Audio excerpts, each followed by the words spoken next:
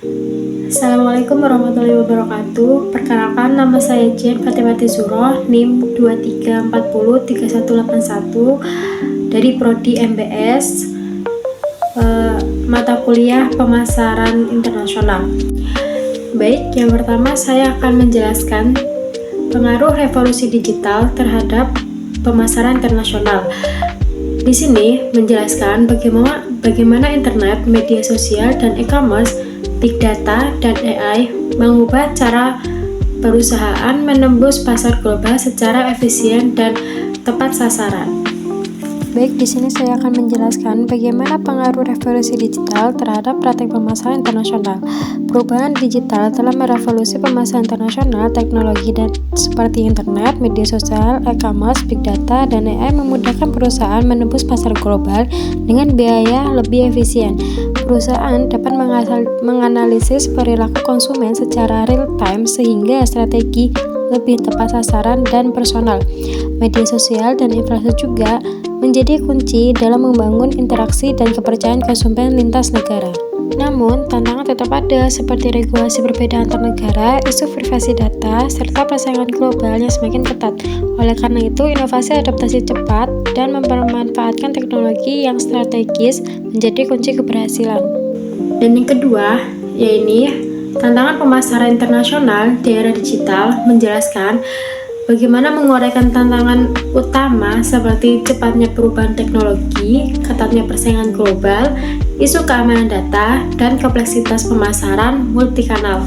Baik, selanjutnya yaitu tantangan pemasaran internasional di era digital. Yang pertama, kecepatan perubahan teknologi. Perusahaan harus cepat beradaptasi dengan teknologi baru agar tetap relevan dan efisien. Yang kedua, persaingan yang ketat. Akses internet membuat pasar lebih ramah. Semua bisnis berlomba menarik perhatian konsumen global. Yang ketiga, keamanan dan privasi data. Perlindungan data konsumen penting untuk menjaga kepercayaan dan reputasi perusahaan. Yang keempat, kompleksitas multikanal. Perlu konsisten pesan di berbagai platform digital agar brand tetap kuat dan integrasi. Yang ketiga yaitu peran teknologi digital dalam memperluas jangkauan pasar. Di sini menjelaskan peran teknologi digital dalam memperluas pasar lintas negara melalui internet, e-commerce, dan AI yang mendukung pemasaran lebih personal dan relevan. Peran teknologi digital dalam memperluas jangkauan pasar internasional. Teknologi digital memungkinkan perusahaan memperluas pasar internasional tanpa batas fisik melalui internet, e-commerce, dan media sosial. Pesan pemasaran dapat disesuaikan dengan bahasa dan budaya lokal. Sementara e-commerce memudahkan transaksi dan logistik lintas negara. Selain itu, big data dan kecerdasan pembuatan memahami perilaku konsumen global sehingga interaksi menjadi lebih cepat, personal, dan relevan.